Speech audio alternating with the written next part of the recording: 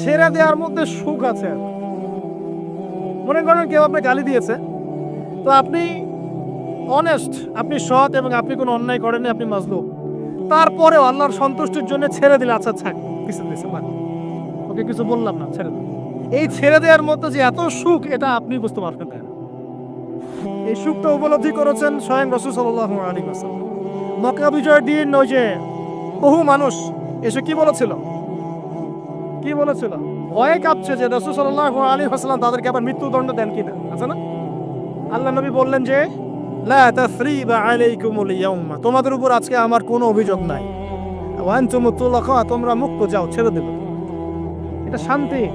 ইউসুফ আলাইহিস সালামের ভাইরা কুয়াতে ফেলে দিয়েছিল না, সেখান থেকে মিশরের বাজারে, সেখান থেকে রাজপ্রাসাদে, সেখান থেকে জেলখানায়, জেলখানা থেকে রাষ্ট্র ক্ষমতায়। কি লাইফ ট্র্যাজেডি, লাইফের ট্র্যাজেডি দেখেছেন?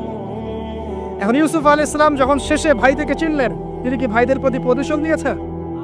বলেছেন যাও, মাফ করে দিলাম, ছেড়ে। এটাই শান্তি। আল্লাহর জন্য ত্যাগের মহিমার মধ্যে শান্তি আছে। আল্লাহ পাক আমাদেরকে ত্যাগ করার তৌফিক দান করুন। তাই বলে সব জায়গায় আবার ত্যাগ করা যাবে না, এটাও মাথায় রাখতে হবে। বুঝতে পারছেন না কথা? মনে করেন যে আপনার পরিবারে আপনার বোনকে কেউ টিস করেছে, নাউজুবিল্লাহ, ছেড়ে দিব? যা বাবা, তুই টিস করেছিস, যা, দিলাম, ফেলে, এরকম? মনে করেন যে কারো সমাজের মধ্যে কাউকে ধর্ষণ করা হচ্ছে, নাউজুবিল্লাহ, আর আমরা বলবো যে যাক, মানবতা দেখালাম, ছেড়ে দিলাম, ইসলাম তো মানবতা ধর্ম, যাও, ছেড়ে দিলাম, বললে হবে?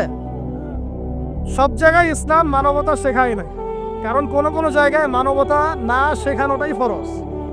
একজন চোরের উপর আপনি কি মানবতা দেখাবেন? একজন ধর্ষকের উপর আপনি কি মানবতা দেখাবেন যে আরো ধর্ষণ কর বাবা, যা, উৎসাহ দিবেন? একজন খুনি, আপনি কি তাকে মানবতা দেখাবেন না ফাঁসি দিবেন? তো এই যে কিছু মানুষ এখন বলে ইসলাম মানে শান্তি, আর শান্তি মানে শান্তির সুবাতাস বলছে। ওরা ওই যে ইসলাম থেকে বদর, উহুদ, খন্দক, খায়বার সব কাট করে ফেলছে। এগুলো ইসলামে নাই। ইসলামে শুধু আছে সালাম, সালাম, আফসুস সালাম, খালি সালাম দিবা আর তোমরা কি করবো, খাবার খাওয়াবা, ব্যাস। আর ইসলামে যে আরো বড় বড় বিধানগুলো আছে, এগুলো পাশ কাটিয়ে এড়িয়ে যাবে। ইসলাম তো শান্তির ধর্ম। আরে বাবা, শান্তি মানে কি? শান্তি মানে আল্লাহর বিধানগুলো মেনে নিয়ে আল্লাহর সামনে আত্মসমর্পণের মধ্য দিয়ে শান্তি অর্জন করা। এই হলো ইসলামের ডেফিনেশন। আল্লাহ পাক আমাদেরকে পূর্ণাঙ্গতা বোঝার তৌফিক দান করুন, আমিন। হ্যাঁ, যেটা বলছিলাম প্রিয় ভাইরা, অন্যের কষ্ট উপলব্ধি করে আমরা সারা বছর অন্যের স্বার্থকে অগ্রাধিকার দিব। যদি আমাদেরকে কেউ কষ্টও দেয়, আল্লাহর রাস্তায় মাফ করে দিবেন, তবে যেখানে মাফের কোনো সুযোগ নাই সেখানে মাফ করতে চাই। আল্লাহ পাক বোঝার তৌফিক দান। 4, রমাদান দিয়ে গেছে, গরিবের কষ্ট উপলব্ধি করার মানুষের কথা। যখন না খেয়েছিলাম তখন গরিবের কষ্ট বুঝি নাই। না খেয়ে থাকলে কেমন লাগে, পানি না পান করতে পারলে কেমন লাগে। হ্যাঁ, এটা আল্লাহ পাক কেন দিয়েছেন? যাতে করে আমরা সমাজের এই দুস্থ মানুষগুলোর কষ্ট বুঝতে পারি। আল্লাহ পাক সারা বছর আমাদেরকে গরিবের সেবা করার তৌফিক দান করুন। আর এখন গরিবের রক্ত খুব চষে খাওয়া হয়, তাই না ভাই? গরিবের রক্ত চষা একটা সমাজ চলতেছে, আর রক্ত চষা একটা অর্থনীতি চলতেছে। এই অর্থনীতির জনক বাংলার মাটিতে না, এই অর্থনীতির জনক পশ্চিমের। এটা সারা বিশ্বে ফর্ম করা হয়েছে। এর মধ্য দিয়ে গরিবের রক্তকারী চুষতে থাকবে। কারা চুষবে? পুঁজিবাদীরা। কারা চুষবে? এটা আবার কি? কোনো ওয়াজে তো শুনি নাই পুঁজিবাদ আবার কি জিনিস। এটাকে ক্যাপিটালিজম বলে। পুঁজিবাদ মানে সমাজের একটা অংশের মানুষের কাছে ধন সম্পদ কক্ষিগত হবে, বাকিরা আস্তে আস্তে গরিব হতে থাকবে দিন দিন। এটা হচ্ছে কিনা? সমাজে এই স্তরবিন্যাসটা বাড়ছে কিনা? এই তো ঢাকা শহরে গিয়ে দেখেন না, বড় বড় কিছু জায়গা, গুলশান, বনানী, বাড়িধারা, এই বসুন্ধরা, দেখবেন খালি টলেস্ট বিল্ডিং, প্রতিযোগিতা। আর একটা বড় অংশ দেখবেন খালি বস্তি আর বস্তি আর বস্তি। এই যে দেখছেন তারতম্য, দেখছেন? এটা সারা বিশ্বে হচ্ছে সুদের কারণে। কিসের কারণে ভাই? 1 নম্বর সুদের কারণে, 2 নম্বর দুর্নীতির কারণে, 3 নম্বর হচ্ছে এই যে বোগাস একটা মনিটরি সিস্টেম চলছে এর কারণে। এটা বোঝেন খুব ভালোই যে কি দিতে হবে, খাদ্যদ্রব্য দিতে হবে, দিরহাম দেওয়া যাবে না, ফিতরা, তাই না ভাই? এটা তো খুব ভালোই বোঝেন। তো নবী সাল্লাল্লাহু আলাইহি ওয়াসাল্লাম যে গোল্ড দিনার আর সিলভার দিরহাম ইউজ করতেন, আপনি এখন কাগজের টাকা ইউজ করেন কেন? বলেন এখন কথা বলেন। এটা তো খুব ভালোই বুঝলেন যে খাদ্যদ্রব্য দিয়ে ফিতরা দিব। খাদ্য দিয়েছেন নবী, খাদ্যই দিব। চাল দিয়েছেন, চাল। খেজুর, কিসমিস। তাহলে নবী তো দিনার আর দিরহাম ইউজ করেছেন, তা আপনি এখন কাগজের টাকা ইউজ করেন কেন? আমি যে 5-10 বছর আগে বলছিলাম যে এই সিস্টেমটার মতো সমস্যা আছে, তখন তো খারেজি মারলেন ফতোয়া একদম, তখন তো খারেজি মারলেন ফতোয়া। এখন এতটুকু বুদ্ধি মাথায় আসো না? দিনার দিরহাম এটাই ইসলামিক কারেন্সি, এটাই ইসলামিক কারেন্সি। আমরা যেগুলো চালাচ্ছি এগুলো ইসলামিক কারেন্সি নয়, কিন্তু পুরো বৈশ্বিক প্রেক্ষাপটে আমরা মানতে বাধ্য হচ্ছি। ইসলামিক খেলাফতই ইসলামিক পলিটিক্যাল ভিউ, কিন্তু সারা বিশ্বে খেলাফত নাই, আমরা মানতে বাধ্য হচ্ছি। ডেমোক্রেসি, সেকুলারিজম মানতে বাধ্য হচ্ছি, এটা বাধ্য হয়ে আমরা করছি। কিন্তু তাই বলো তো ইসলামিক জিনিস আর অন ইসলামিক জিনিস একাকার হয়ে যায় নাই, হয়ে গেছে? পর্দা, শরিয়া পর্দা পুরো উপর থেকে প্রতিষ্ঠা নাই, অনেকেই বেপর্দায় চলছে। আমরা তো বেপর্দা সমাজে চলতে বাধ্য হচ্ছি, হচ্ছি না? হচ্ছে কি না? এটা বাধ্য হয়ে আমরা করছি, কিন্তু কেউ কি মেনে নিয়েছে এটা? এই ইন্টেলেকচুয়াল ল্যাকিংসের কারণেই তো আজকে এই অবস্থা। প্রিয় ভাইরা, বোঝার চেষ্টা করেন গভীর থেকে। রমাদান মাস গরিবের কষ্ট উপলব্ধির মাস ছিল। আল্লাহ পাক আমাদের সবাইকে গরিবের কষ্ট বোঝার তৌফিক দান করবেন। আর আল্লাহর ওয়াস্তে চেষ্টা করবেন গরিব মানুষকে খাওয়ানোর, এতিমের দায়িত্ব নেওয়া। প্রত্যেকটা এলাকায় এলাকায় এতিমখানা গড়ে তোলেন, এতিমদেরকে ফ্রি পড়াশোনার ব্যবস্থা করেন, তাদেরকে কোরআন শেখান, তাদের পিছনে টাকা ইনভেস্ট করেন, তাদের মাথায় হাত বোলান। আল্লাহ রহম করবেন ইনশাআল্লাহ, আল্লাহ তৌফিক দান করে দেবেন। এরপরে রমজান শিখিয়ে গেছে আমাদেরকে 5 নাম্বার। বেশি লম্বা করবো না, আমি আপনাদেরকে বিরক্ত করতে যাচ্ছি না, আমি 10টা পয়েন্ট বলছি। 5 নাম্বারটা দেখুন, এটা মনোযোগ দেন, এটা খুব ইম্পর্টেন্ট। রমজান দিয়ে গেছে কোরআন। রমজান কি দিয়ে গেছে ভাই? এটাই তো সবচেয়ে বড় কথা নাকি? রমজানের সবচেয়ে বড় কথা কি? এই মাসে কি হয়েছে? কোরআন নাজিল হয়েছে। তো রমজান মাস চলে গেছে, আমরা কি কোরআনটাকে এখন বন্ধ করে রেখে দিব ভাই? রমাদান মাসে কারা কারা কোরআন খতম করেছেন হাত তোলেন দেখি। সুবহানাল্লাহ, মাত্রই কয়জন? রমাদান মাসে কোরআন খতম করেছেন কারা কারা? অন্তত একবার। আল্লাহু আকবার। আল্লাহ আমাদেরকে মাফ করুন না, আমিন। আল্লাহ আমাদেরকে মাফ করুন না। আমি খুবই হতাশ হলাম। রমাদান মাসে কোরআন অন্তত একটা বার তো খতম করা উচিত ছিল নাকি ভাই? আচ্ছা, রমজানের সম রাখেন কেন জানেন? রমজান মাসে কোরআন নাজিল হয়েছে, এটা রমজানের সম্মান। আল্লাহ পাক বলেন নাই শাহরু রমাদান আল্লাযী উনজিলা ফীহিল কোরআন? আল্লাহ পাক বলেন নাই রমজান সেই মাস যেই মাসে কোরআন নাজিল হয়েছে? ইন্না আনজালনাহু ফী লাইলাতিল কদর, কদরের রাতে আমি কোরআন নাজিল করেছি। তাহলে রমাদান মাসে কোরআন পেয়েও যারা কোরআন পড়লো না, বুঝলো না, খতম করলো না, আমি তাদের জন্য আফসোস ছাড়া কিছু করতে পারছি না। আচ্ছা যাই হোক, যা করেছেন করেছেন, তওবা করা যাবে তো ইনশাআল্লাহ? আমার সাথে বলেন আস্তাগফিরুল্লাহ আল্লাযী লা ইলাহা ইল্লা হুয়াল হাইয়ুল কাইয়ুম ওয়া আতুবু ইলাইহি। আল্লাহ আমাদের সবাইকে কোরআন তেলাওয়াত করার তৌফিক দান করুন, সবাইকে কোরআন তেলাওয়াত শেখার তৌফিক দান করুন। আর ভাই, যোগ্যতা অর্জন করে তো দিনের কাজ করতে হবে, আগে তো কোরআন তেলাওয়াত করা শিখতে হবে নাকি? আল্লাহ পাক সবাইকে কোরআন তেলাওয়াত শেখার তৌফিক দান করো, কোরআনের তাফসীরগুলো পড়ার তৌফিক দান করো। আল্লাহ পাক প্রতি মাসে কমপক্ষে একবার করে কোরআন খতম করার তৌফিক দান করো। আল্লাহর রাসূল রমজান মাসে কোরআন এক খতম করতেন। জিবরাইল আলাইহিস সালাম আসতেন, তিনি পড়তেন, তিনি শুনতেন, তিনি পড়তেন, তিনি শুনতেন। এভাবে তারা প্রতি রমাদানে কোরআন খতম করতেন কি না? তার মানে মাসে কোরআন খতম করা রাসূলের সুন্নাত না? আমরা কি এই সুন্নাতটা জীবিত করতে পারবো না ইনশাআল্লাহ? প্রত্যেক দিনে এক পারা করে পড়লেই হয়ে যায়। এক পারা মানে 20 পৃষ্ঠা। এই হাফেজি কোরআনের 20 পৃষ্ঠা, সময় লাগবে সর্বোচ্চ 1 ঘন্টা থেকে 1.5 ঘন্টা, সর্বোচ্চ 1 ঘন্টা থেকে 1.5 ঘন্টা। যারা হাফেজ তাদের সময় লাগে আধা ঘন্টাও না, আধা ঘন্টা। পারবো না ভাই ইনশাআল্লাহ? আল্লাহ পাক এই রমজান মাসের এই কোরআনকে সারা বছর আঁকড়ে ধরার তৌফিক দান করুন। এই কোরআন নাজিল হওয়ার পরেই আইয়ামে জাহিলিয়াত পরিবর্তন হয়েছিল, আবু জেহেলের শাসন পরিবর্তিত হয়ে মুহাম্মাদের শাসন হয়েছে। অতএব কোরআন থেকে বিমুখ জাতি কখনো দিন কায়েম করতে পারবে না। আল্লাহ পাক বোঝার তৌফিক দান করুন, আমিন। আমাদের যুবক ভাইরা একটু ওয়াদা করতে পারি তো ইনশাআল্লাহ সবাই কোরআন তেলাওয়াত করা শিখবো, প্রত্যেক মাসে 1 খতম দিব ইনশাআল্লাহ, কোরআনের অর্থ পড়বো ইনশাআল্লাহ। না অর্থ পড়ার দরকার নাই, খালি প্রত্যেক হরফে 10 টাকা কামাই করব, অর্থ পড়ার কোনো দরকার নাই ভাই। আচ্ছা যাক, কিছু মানুষ আবার রাগ করে অর্থ পড়তে বললে, কারণ স্বার্থ আছে। যদি আপনারা কোরআনের অর্থ পড়া শুরু করেন এবং হাদিসের চর্চা করা শুরু করেন, দিনই পড়াশোনা করা শুরু করেন, তখন তো অনেক ধর্ম ব্যবসা বন্ধ হয়ে যাবে। কথা বুঝতে পারছেন না মনে হয়?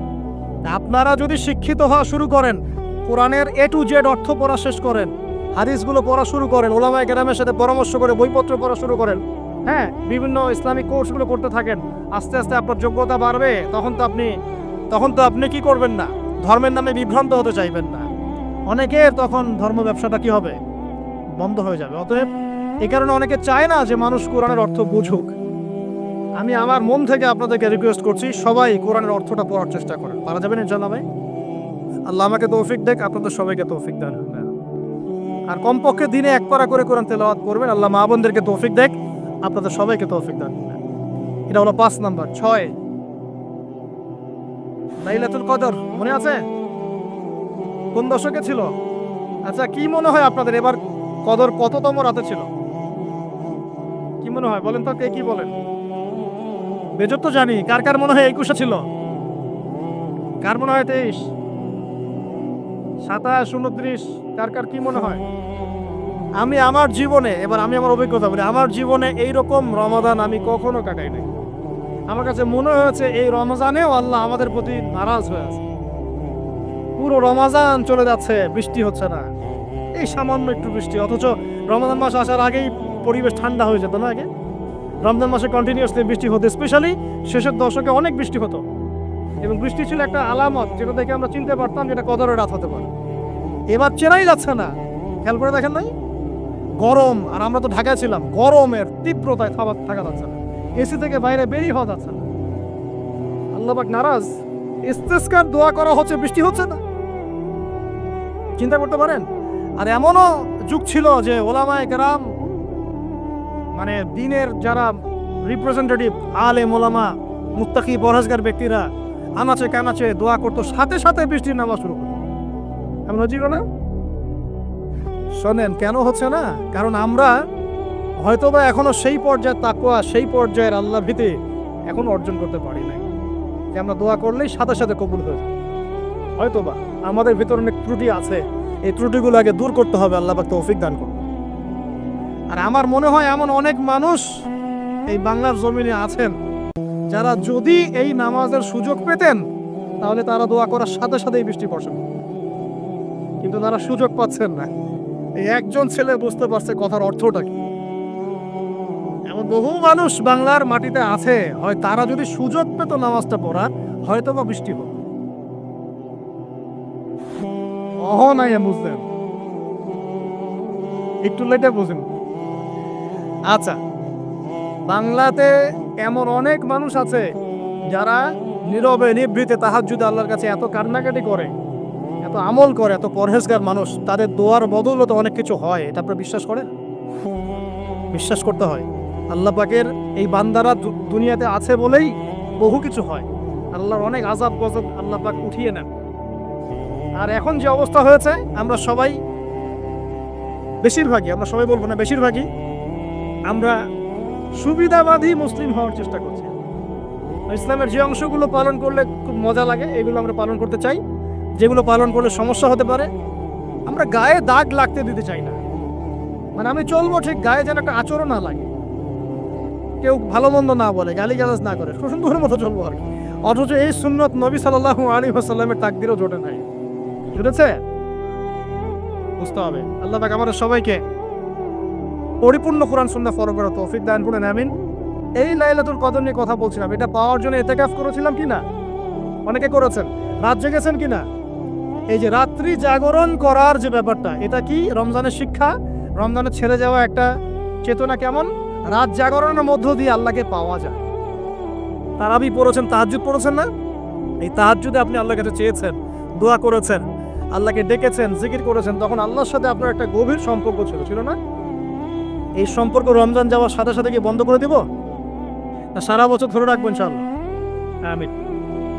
আচ্ছা, 7 নম্বর ভাই, রমাদানে আল্লাহ রাব্বুল আলামিন আমাদের অনেককেই কিন্তু তারাবি পড়ার তৌফিক দিয়েছেন, দেন নাই? এখন তারাবি এবং নামাজের বিষয়টা কেমন ছিল? আমরা একটা ঐক্যবদ্ধভাবে কাজ করেছি না? একসাথে সবাই মিলে তারাবি পড়েছি, একসাথে আমরা সালাত পড়েছি। এই রমজানের এই যে ঐক্যের শিক্ষাটা, এই শিক্ষাটা কিন্তু রমজান চলে যাওয়ার সাথে সাথেই আমরা আবার বিভক্ত হওয়া শুরু করি। আমরা এই তারাবি, সালাত, জামাতে সালাত, সাদাকাতুল ফিতর, ঈদের জামাত, এগুলোর মধ্যে একটা শিক্ষা নিব, সেটা হলো ঐক্যের চেতনা। কিসের চেতনা ভাই? আমরা সমাজের মধ্যে একটা ঐক্য নিয়ে আসার চেষ্টা করবো। আল্লাহ পাক তৌফিক এনায়েত করুন, বলি আমিন।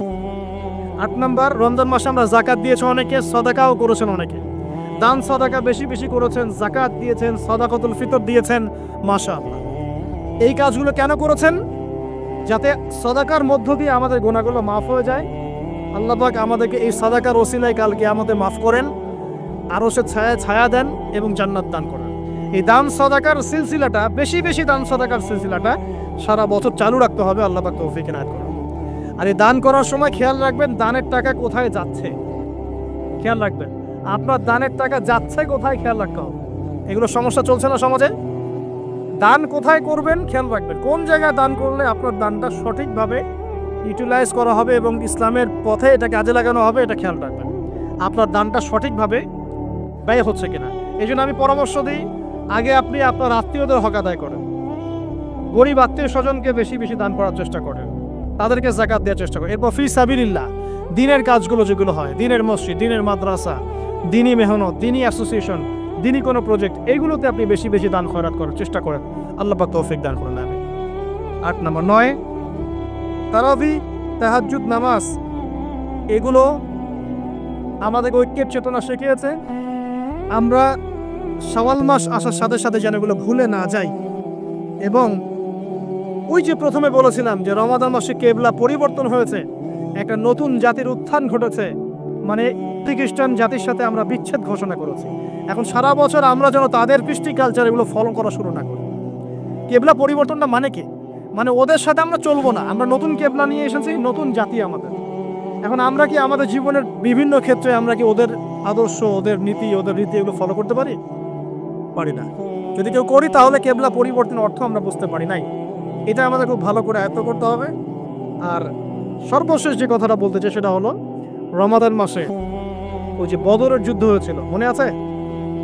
ওই যে প্রথমে বলেছিলাম, তো বদরের যুদ্ধটা ছিল জালেমের বিরুদ্ধে মাজলুমের অবস্থান। আবু জেহেলরা জালেম ছিল না, নবী সাল্লাল্লাহু আলাইহি ওয়াসাল্লাম তারা মাজলুম ছিলেন না। এই যে মাজলুমের লড়াই জালেমের বিরুদ্ধে, এটা সারা বছর কন্টিনিউ থাকতে হবে। এটা কেমন? আমাদের সবার নফসই এখন জালেম, জালেম কি না? নফস তো চায় উড়ে বেড়াতে, আল্লাহর বিধান মানতে চায় না, নামাজ পড়তে চায় না, দান সদকা করতে চায় না, যাকাত দিতে চায় না, সব দুনিয়াবি বিষয়ে ব্যস্ত থাকতে চায়। নফসকে আগে কন্ট্রোল করেন, নফসের জুলুমগুলো আগে দমন করেন। পরিবারে বহু জালেম আছে না? পরিবারের মধ্যে জুলুম বন্ধ করেন। তারপরে আস্তে আস্তে অর্থনীতি ব্যবসায় আসেন, এখানে জুলুম আছে না? এই জুলুম বন্ধ করার চেষ্টা করেন। তারপরে সমাজের মধ্যে অনেক জুলুম হয় না? এই জুলুমগুলো বন্ধ করার চেষ্টা করেন। বদরের চেতনা মানে হচ্ছে সব সর্বস্তরের জুলুমের বিরুদ্ধে মাজলুমের একটা অবস্থা। এই চেতনা রমজান শিখিয়েছে। প্রিয় ভাইরা, এই রমাদান চলে গেছে ঠিকই, আমাদের কাছে দিয়ে গেছে প্রথমত শাওয়ালের 6 রোজা, রাখবো তো ইনশাআল্লাহ। দিয়ে গেছে আমাদেরকে তাকওয়া অবলম্বনের মাধ্যম, আল্লাহ ভীতি অর্জন করবো তো ইনশাআল্লাহ। রমাদান দিয়ে গেছে আমাদের সবাইকে যে আমরা গরিবের কষ্ট উপলব্ধি করার চেষ্টা করব। আল্লাহ পাক তৌফিক এনায়েত করুন, আমিন। শুধুমাত্র আল্লাহ দেখতে পারেন কার মনে কি চলছে, শুধুমাত্র আল্লাহ জানেন কার মনে কি আছে। তাই মনের মধ্যে খারাপ বিষয় রেখে, নোংরামি রেখে, অশ্লীলতা রেখে, হিংসা, বিদ্বেষ, দুনিয়ার প্রতি আসক্তি, অহংকার, রিয়া, এগুলো রেখে মানুষের কাছে ভালো সাজা যেতে পারে, আল্লাহর কাছে সম্ভব না। আল্লাহ পাকের কাছে যে ব্যক্তি ফেয়ার, নির্দোষ, নিষ্পাপ, মাজলুম, আল্লাহর কাছে যে ব্যক্তি কবুলিয়ত পেয়েছে, সারা দুনিয়ার মানুষ মিলেও তাকে জাহান্নামে নিয়ে যেতে পারবে না। পারবে? আর আল্লাহ পাকের কাছে যে ব্যক্তি দূষিত হয়ে গেছে, কারণ আল্লাহ পাক জানে তার কলবে কি আছে, আল্লাহ পাক তার দৃষ্টিতে দেখছেন তার কলবে কি আছে।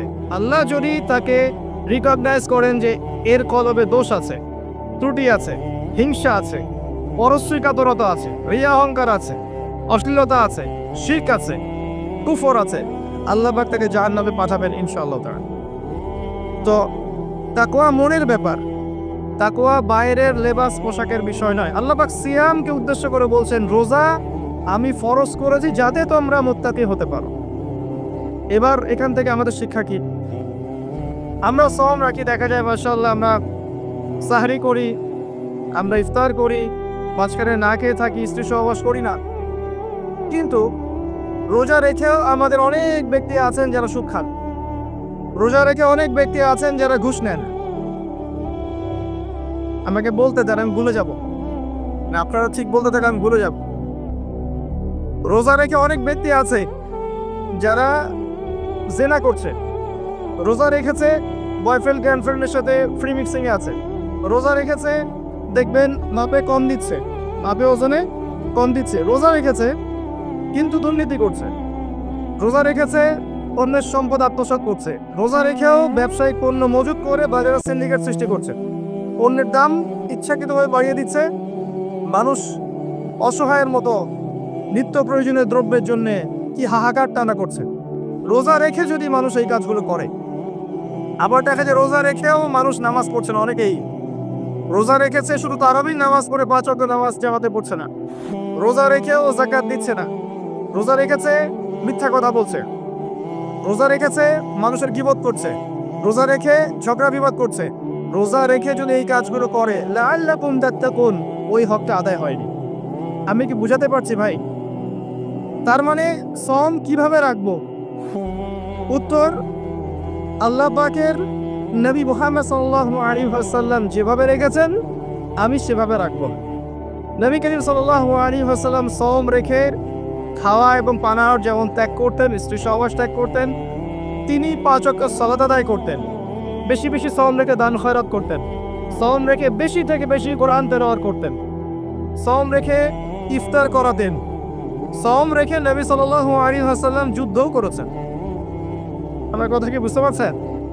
সওম রেখে নবী সাল্লাল্লাহু আলাইহি ওয়াসাল্লাম দ্বীনের প্রচার করেছেন, পরিবারের খোঁজ নিয়েছেন, মানুষকে খাইয়েছেন, তাবলীগ করেছেন। সওম রেখে তিনি যাবতীয় ভালো কাজগুলো করেছেন। আমাদেরকেও রোজা রেখে ভালো কাজগুলো করতে হবে, এটা 1 নাম্বার। একই সাথে সওম রেখে নবী সাল্লাল্লাহু আলাইহি ওয়াসাল্লাম কখনো অন্যায় কোনো কাজে লিপ্ত হননি। হয়েছেন? তার সাহাবীরা হয়েছেন। অতএব আমরাও সওম রেখে, রোজা রেখে হারাম খাওয়া, সুদ খাওয়া, আপনার ঘুষ খাওয়া, জেনা করা, দুর্নীতি করা, মিথ্যা বলা, গীবত করা, অন্যের সমালোচনা করা, অন্যের দোষ ত্রুটি খুঁজে খুঁজে বের করা, চগলখুরি করা, এ ধরনের কাজে লিপ্ত হব না। আল্লাহ পাক আমাদেরকে তৌফিক দান করুন। আমি কয়েকটা কাজ বলি, এটা বলে আমি মূল পয়েন্টের দিকে যাচ্ছি, কোরআন মা রমাদানের দিকে ইনশাআল্লাহ তাআলা। সওম রেখে আপনারা প্রথমত বেশি খাবেন না, 1 নম্বর কথা।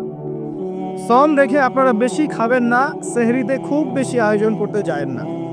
যতটুকুতে আপনার চলে যায় অতটুকু করেন। রান্না করে বেশি সময় নষ্ট করেন না, বাজারে বেশি সময় নষ্ট করেন না। 2-3টা তরকারি দিয়ে আপনার খাওয়া হয়ে যেতে পারে, একটা দিয়েও হয়ে যায়, 10টা আইটেম দরকার নাই আপনার। আপনি দুনিয়াবি কাজগুলোকে কমিয়ে ফেলেন রমজান মাসে, দুনিয়াবি কাজগুলোকে কমিয়ে ফেলেন, পরকালের কাজগুলোকে বাড়ান। আল্লাহ তৌফিক দান করুন। সেহরিতে এমন করে খাবেন না যেটা আপনার জীবনের শেষ খাওয়া, এইভাবে খাবেন না। সাহরি করেন যতটুকু প্রয়োজন। ইফতারও এত বেশি আয়োজন করবেন না যে আপনার সারাদিনের সওম রাখার যে আধ্যাত্মিকত্ব, নূর, এটা নষ্ট হয়ে যায়। ইফতারে আপনি অনেক বেশি আয়োজন করেন, মাগরিবের সালাত, তারাবির নামাজ আপনি এনথুজিয়াজমের সাথে আদায় করতে পারবেন না, আপনি প্রফুল্লতার সাথে আদায় করতে পারবেন না, অলস হয়ে যাবেন, ঘুমিয়ে পড়বেন, ক্লান্ত হয়ে যাবেন। ইফতারে খুব বেশি খেতে নেই। আমি কিছু প্র্যাকটিক্যাল কথা বলছি, আমল করতে পারলে ইনশাল্লাহ কল্যাণ হবে। আমি নিজে চেষ্টা করি, আপনাদেরকেও বলছি, আল্লাহ পাক তৌফিক দান করুন। এরপরে সওম রেখে আপনি বেশি বেশি ফরজের পাশাপাশি নফল নামাজ পড়ার চেষ্টা করেন। ফরজ তো করবেনই, 5 ওয়াক্ত সালাত জামাতে অবশ্যই করবেন। যারা 5 ওয়াক্ত নামাজ জামাতে পড়ি না, রমজান মাসটা সুবর্ণ সুযোগ, 5 ওয়াক্ত সালাত জামাতে পড়বেন, পারা যাবে ইনশাআল্লাহ। এর পাশাপাশি দৈনিক 12 রাকাত সুন্নত পড়বেন। দৈনিক 12 রাকাত যে ব্যক্তি সুন্নাহ আদায় করে তার জন্য জান্নাতে একটা করে ঘর নির্মাণ করা হয়। দৈনিক একটা করে ঘর পেতে পারেন জান্নাতে যদি দৈনিক 12 রাকাত নফল বা সুন্নাহ আদায় করেন। এটা কি 12 রাকাত?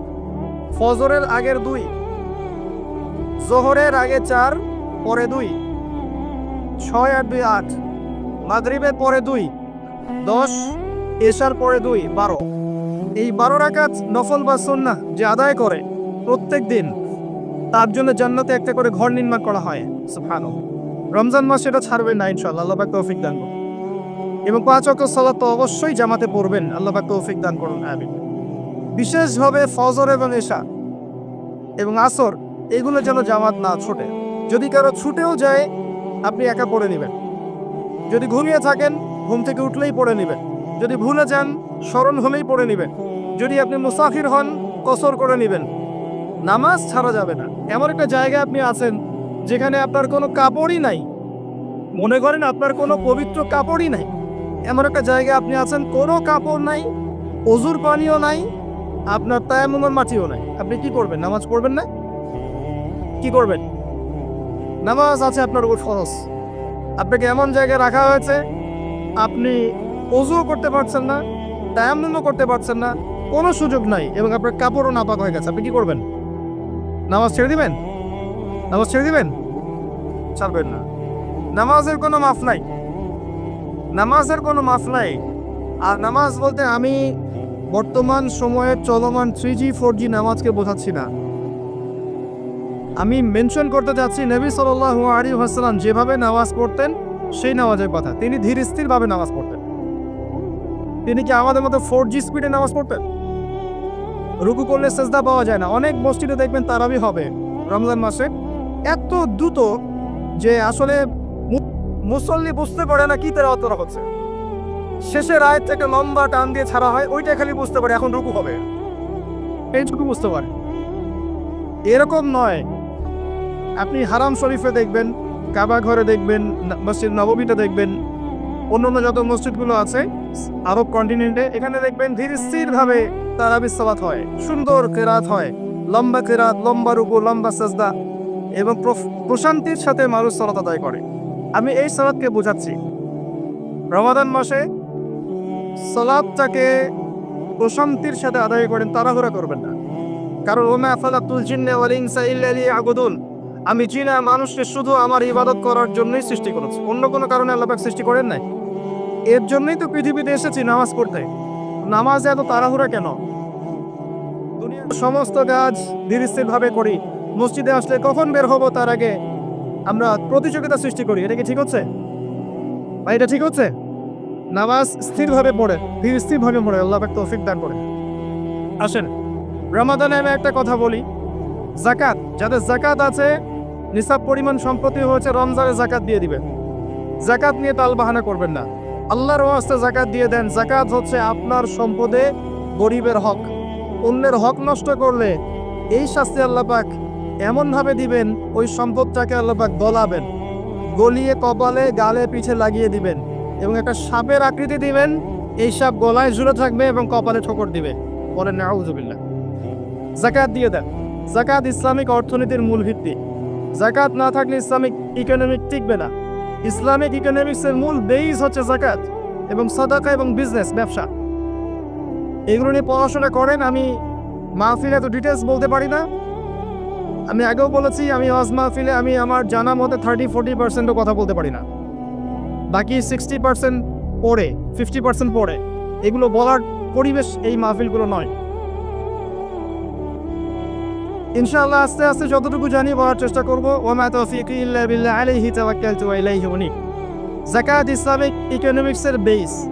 ইসলামিক ইকোনমিক্স সম্পর্কে জানতে হলে, বুঝতে হলে, পড়তে হলে আমি একজন আলেমের নাম বলছি, যাকে আমি বেসিক্যালি ফলো করার চেষ্টা করি ইকোনমিক সেকশনে এবং অন্যান্য সেকশনেও।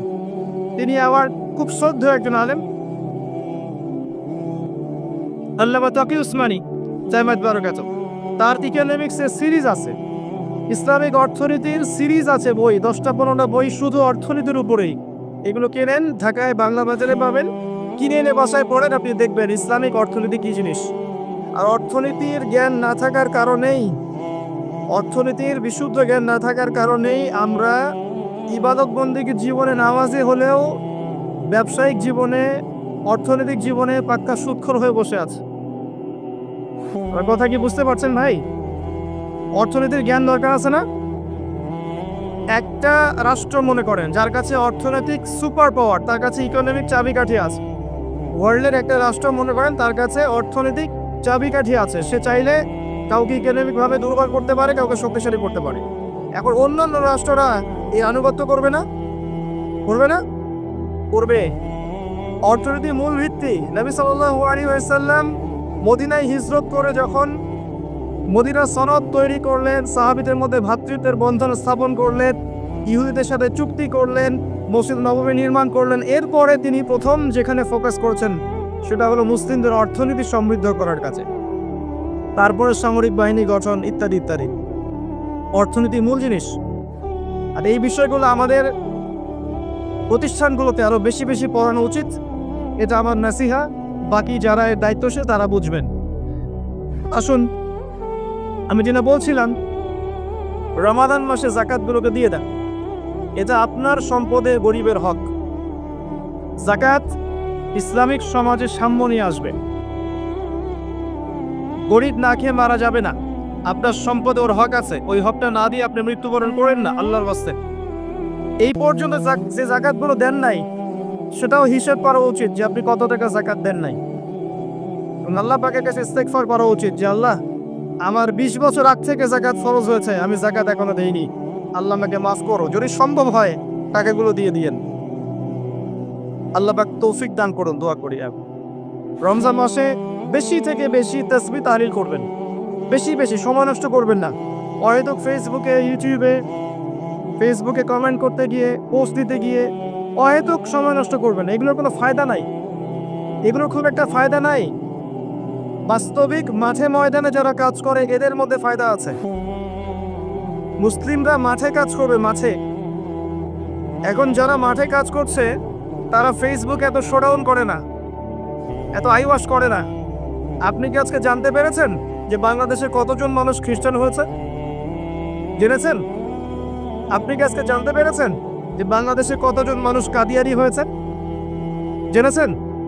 আপনি কি আজকে জানতে পেরেছেন যে বাংলাদেশে কতজন মানুষ আইলে কোরআন হয়েছে এবং শিয়া হয়ে গেছে? আপনি কি জানতে পেরেছেন? যারা এই কাজগুলো করছে বা করে তারা এত শোডাউন করে না। আর আমরা কাজ আনছি শোডাউনে বেশি অভ্যস্ত।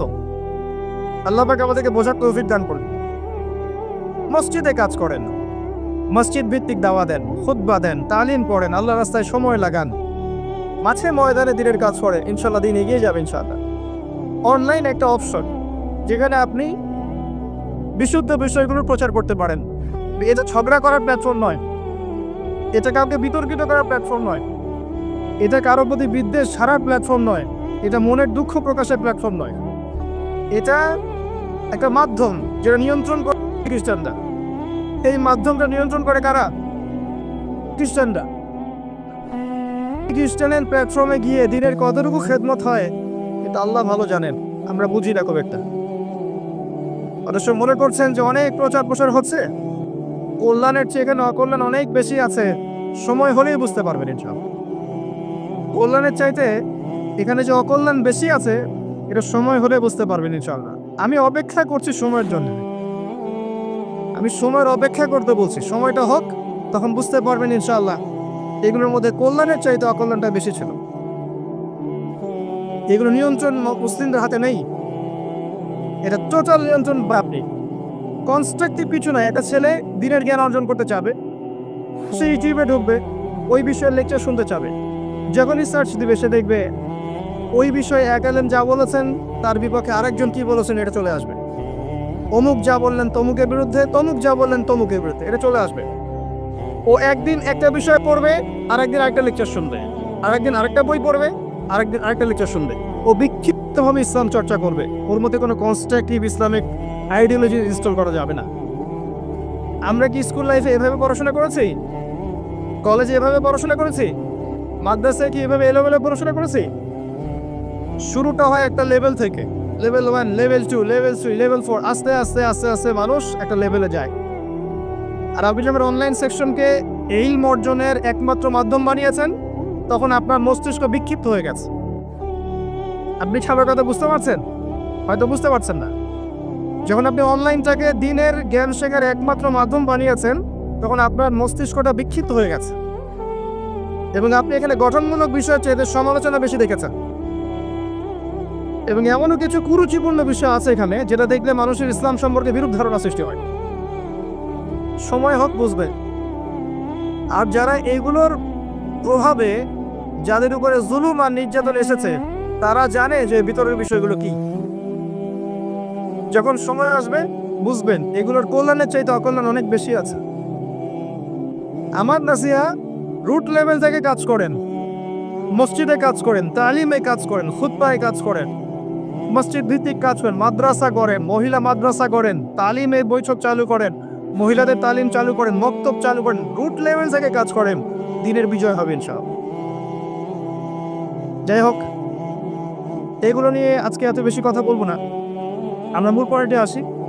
রমজান কেন্দ্রিক কয়েকটা কাজের কথা আপনাদেরকে বলছি। সালাত, 5 ওয়াক্ত সালাত, নফল সালাত, দৈনিক 12 রাকাত সুন্নাহ এবং দিনের প্রতিটা কাজ নবী সাল্লাল্লাহু আলাইহি ওয়াসাল্লামের সুন্নাহ মতো করার চেষ্টা করা। ঘুম থেকে শুরু করে, ইস্তেঞ্জা থেকে শুরু করে প্রতিটা কাজ, ব্যবসা বাণিজ্য মুআমালাত সবকিছু করা যাবে ইনশাআল্লাহ।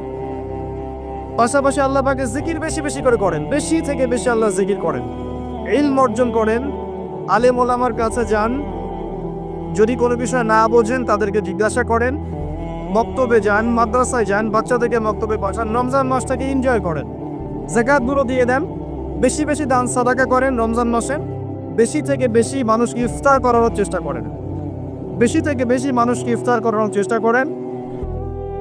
অসহায় যারা আছে, এতিম, মিসকিন, বিধবা, যাদের ঘরে বাজারের টাকা পয়সা নাই, সামাজিকভাবে, ব্যক্তিগতভাবে, অনলাইনের মাধ্যমে, অফলাইনের মাধ্যমে, রাষ্ট্রীয়ভাবে, যেভাবে হোক তাদের ঘরে ঘরে ইফতারের প্যাকেজ পৌঁছে দেন, ঈদের খুশি পৌঁছে দেন, ঈদের সময়টুকু পৌঁছে দেন। ইনশাআল্লাহ তাআলা দেখবেন আল্লাহ পাক আপনার রিজিকে বারাকা দিবে। এই কাজগুলো করলে পরে একটা ভ্রাতৃত্বের বন্ধন আসবে। রমজানের যে মূল লাআল্লাকুম তাত্তাকুন, এই বিষয়টা আমরা ইনশাআল্লাহ অর্জন করতে পারবো, আল্লাহ পাক তৌফিক দান করুন।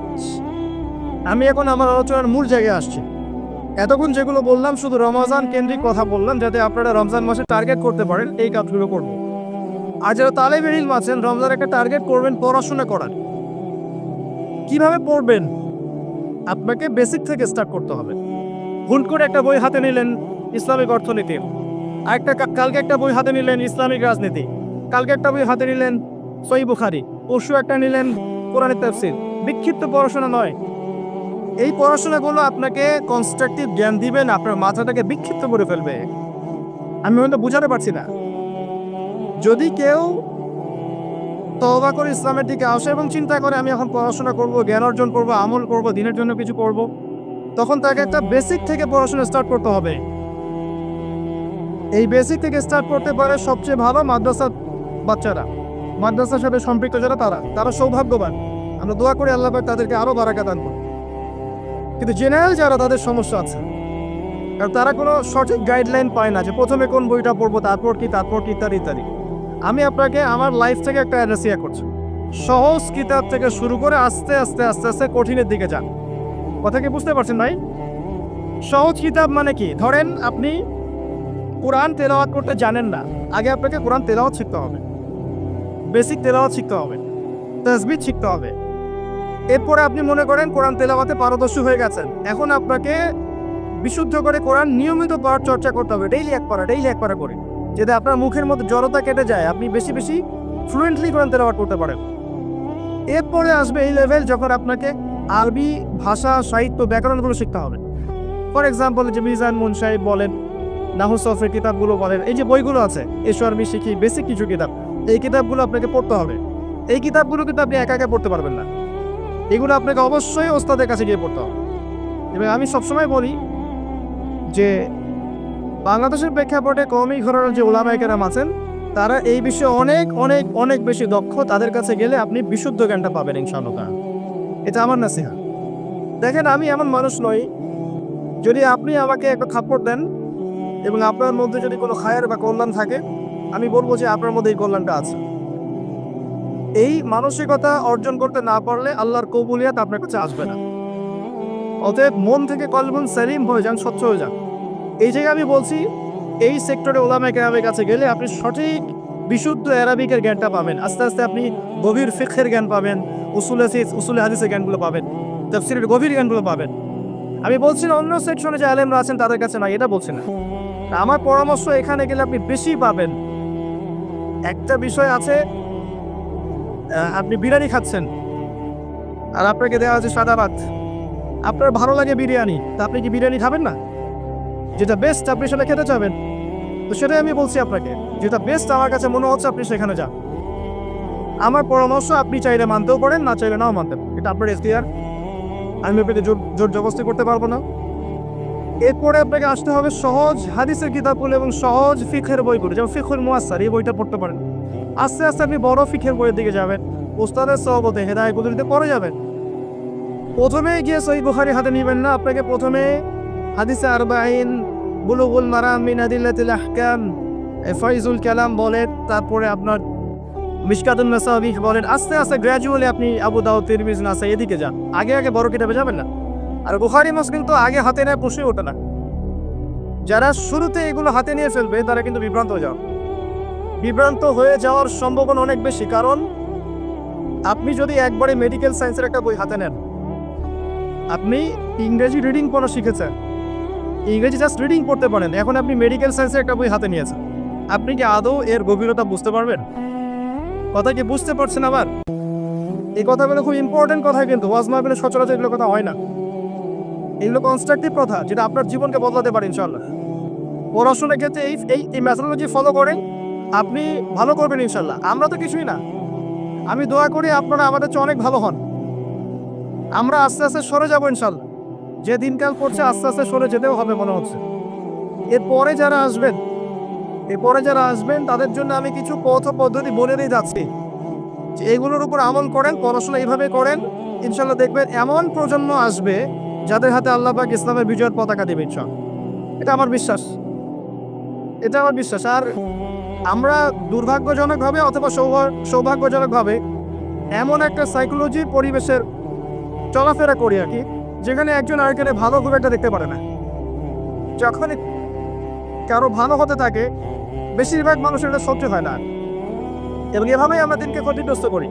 এবং দিনকে ইসলামের প্রকাশ্য শত্রুরা যতটা ক্ষতিগ্রস্ত না করেছে, আমরা আপোষে সেটা বেশি করেছি।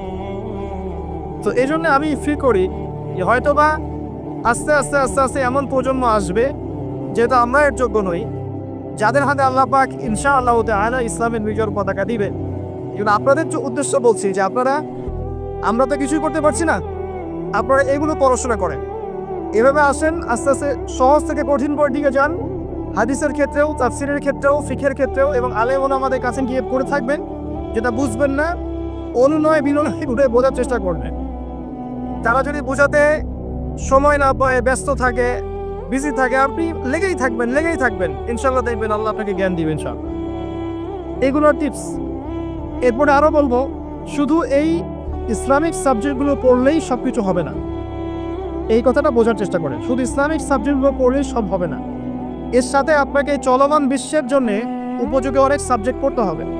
ফর এক্সাম্পল, আপনার ইংরেজির জ্ঞান লাগবে, এটা লাগবে।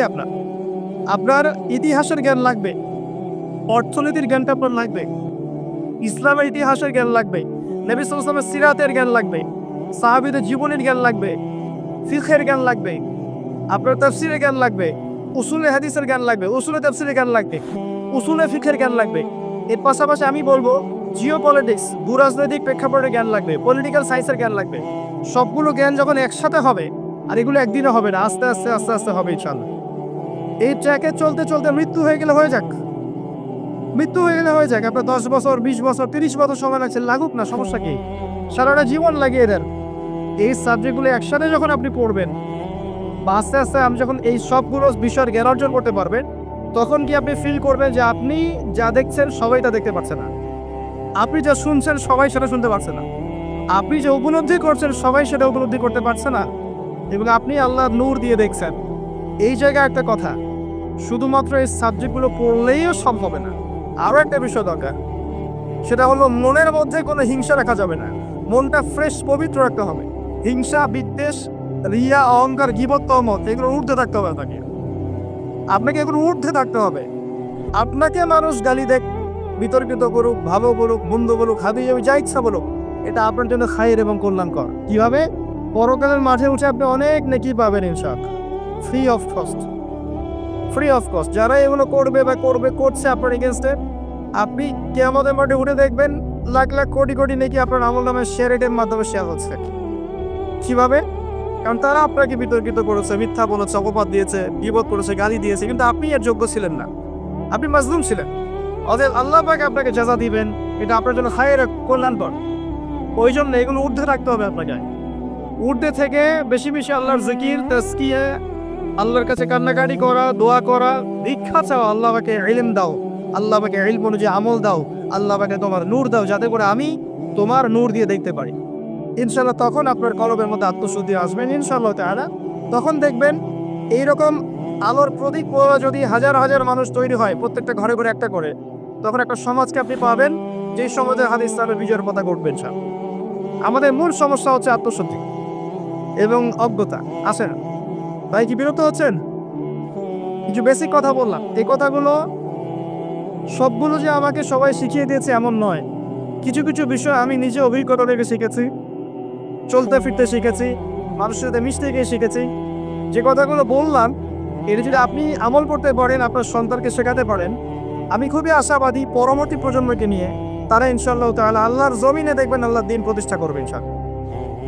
আমরা হয়তো কিছু পারছি না, আমরা সব যোগ্যও নই। যখন আমরা যোগ্য হব না এবং পারবো না এবং দায়িত্ব অবহেলা করব, আল্লাহ পাকের সুন্নাহ হচ্ছে ইস্তাবদিল কওমান গায়রাকুম, আল্লাহ পাক অন্য কওমকে এই জায়গায় নিয়ে আসবেন, সুম্মা লা ইয়াকুনু আমসালাকুম, তারা তোমাদের মতো হবে না। আসুন রমজান মাসে ইলম চর্চা করুন। আর চর্চার কিছু আমি পথ বলে দিলাম, এভাবে চর্চা করেন। সহজ থেকে কঠিনে আগে কঠিনে যাবেন না, এবং যেটাই বুঝবেন না সেটাই আলেমের কাছে।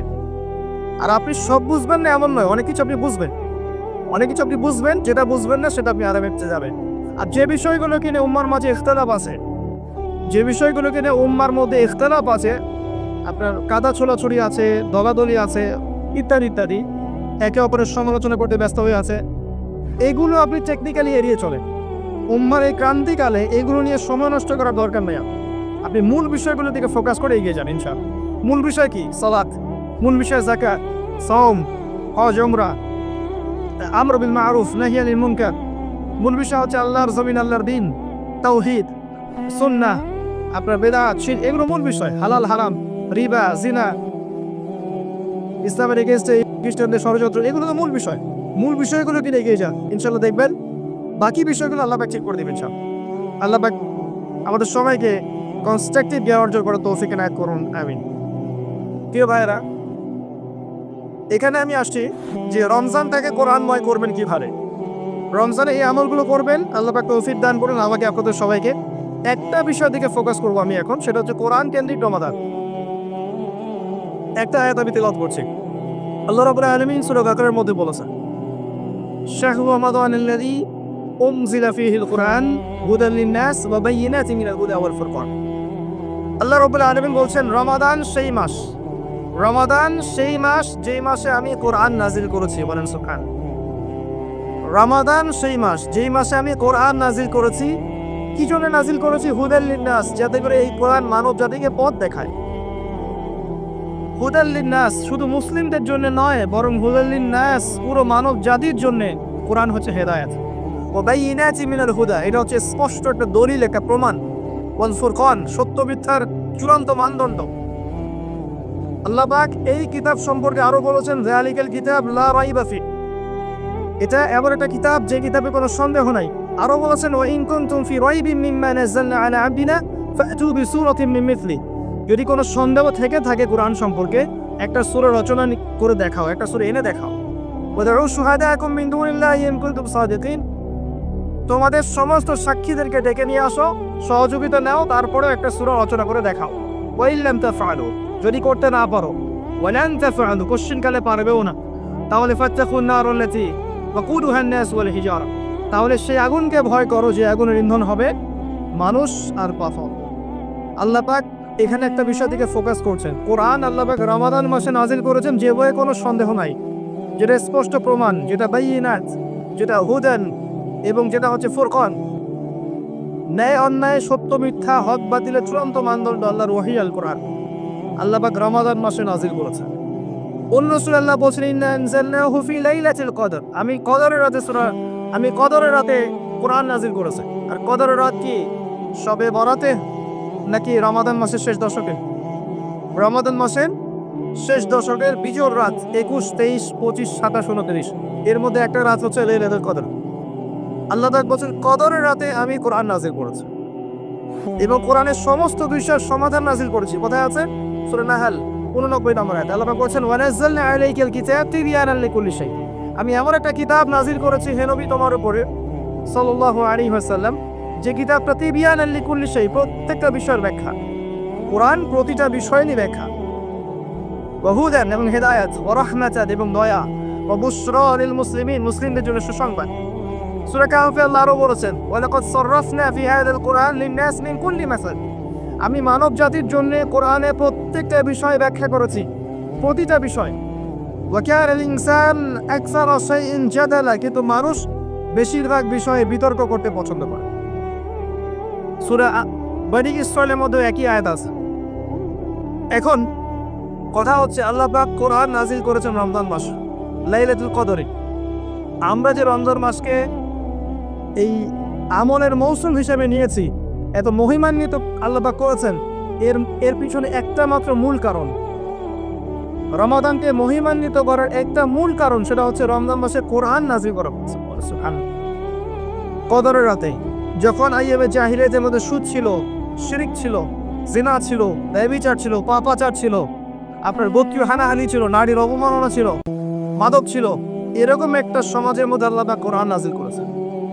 আর মাত্র 23 বছর পরে গিয়ে আপনি দেখেন, 23 বছর পরে গিয়ে আরবে কোনো শিরক নাই, কোনো রিবা নাই, কোনো সুদ নাই, কোনো মাদক নাই, কোনো নারীর অবমাননা নাই, কোনো জেনা নাই, কিছুই নাই, গোত্রীয় হানাহানি নাই।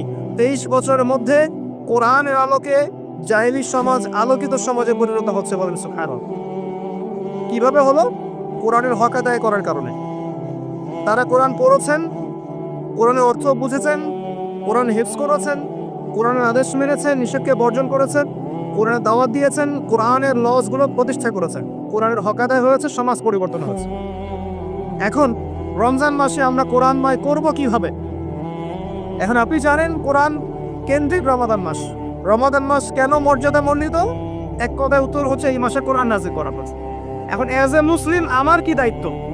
আমি কোরআনের সাথে কি আচরণ করব? আমি কিভাবে কোরআনময় রমাদান বানাবো? প্র্যাকটিক্যাল কিছু কথা বলছি, শুনেন। কয়েক শ্রেণীর মানুষ আছে। এক শ্রেণীর মানুষ যারা কোরআন আদৌ পড়তে জানেন, আছে না এমন মানুষ? হাত উঁচু করেন তো অনেস্টলি, কারা কারা কোরআন একদমই পড়তে জানেন না? আছে তো কিছু মানুষ কোরআন তিলাওয়াত করতে জানে না। আমি অনুরোধ করব, এই রমাদান মাসটাকে গনিমত মনে করে আপনারা যারা কোরআন তেলাওয়াত করতে জানেন না, যে বা যারা যেখানেই আছেন, কোরআন তেলাওয়াত এই মাসে শিখে নেবেন। 1 মাস সময়ের মধ্যেই কোরআন তেলাওয়াত শেখা সম্ভব। কোরআনের হক আদায় করব, এক এক মানুষের দায়িত্ব এক এক রকম। যে ব্যক্তি কোরআন মোটেই তেলাওয়াত করতে জানে না, তার জন্য এই রমাদানে কোরআনের হক হচ্ছে সে কোরআন অ্যাটলিস্ট তেলাওয়াত করা শিখবে। পারা যাবে ইনশাআল্লাহ। জাস্ট তেলাওয়াত করা শিখবেন। আপনি আলিফ থেকে শুরু করে ইয়া পর্যন্ত অক্ষর শিখবেন, আপনি মদ শিখবেন, মাখরাজ শিখবেন, তাজবিদ শিখবেন, গুন্না শিখবেন, আপনি বাকি অ্যারাবিক ব্যাকরণের নিয়মগুলো শিখবেন। পারা যাবে ইনশাআল্লাহ। কিভাবে শিখবেন? অনলাইনে অনেক কোর্স করানো হবে রমজান মাসে। রমাদান মাসে কিন্তু অনলাইনে অনেক কোর্স করানো হবে, 1 মাসে করতে পারেন। অলরেডি অনেক কোর্স দেওয়াও আছে, শিখতে পারেন। অথবা আপনি সবচেয়ে ভালো হয় স্থানীয় আলেমের কাছে যাবেন, দৈনিক 30 দিন 30 রমাদান 1 ঘন্টা করে সময় দিবেন, ইনশাল্লাহ আপনি শিখতে পারবেন। মসজিদে যারা দায়িত্বশীল আছেন, মসজিদকে 1 মাসে রমাদানে কোরআন শিক্ষা কোর্স চালু করেন, জনগণ ফ্রি শিখবে। আপনারা ইমাম সাহেবের বেতন দিবেন, পারবেন? আপনারা কমিটিতে যারা আছেন তারা ইমাম সাহেবের বেতন দিবেন, ভালো অঙ্কের হাদিয়া দিবেন, এবং তিনি এলাকার সমস্ত মানুষকে ফ্রি বিনামূল্যে কোরআন শিক্ষা দিবেন। পড়া যাবেন। রমজান মাসটাকে কাজে লাগিয়ে যারা কোরআন একেবারেই তেলাওয়াত করতে জানেন না, তাদের দায়িত্ব হচ্ছে কোরআন তেলাওয়াত করা শেখা। এখানে আপনার জন্য কয়েকটা ফজিলত বলছি আমি, লিসেন ভাই।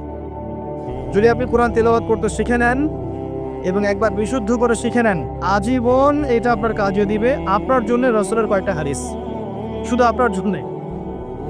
নবী সাল্লাল্লাহু আলাইহি ওয়াসাল্লাম বলেছেন, ইকরাউল কোরআন, তোমরা কোরআন তেলাওয়াত করো, ফাইন্নাহু ইয়াতি ইয়াউমাল কিয়ামাহ শাফিআন লিআসহাবি, কোরআন কিয়ামতের দিনে তেলাওয়াতকারীর পক্ষে আল্লাহর কাছে সুপারিশ করবে ইনশাআল্লাহ তাআলা। নবীজি বলেছেন, খায়রুকুম মান তাআল্লামাল কোরআন ওয়া আল্লামা, তোমার আমাদের শ্রেষ্ঠ ব্যক্তি তারাই, সর্বোত্তম ব্যক্তি তারাই, খায়র উত্তম ব্যক্তি তারাই যারা নিজে কোরআন শেখে অপরকে শেখায়। পারবেন ইনশাআল্লাহ।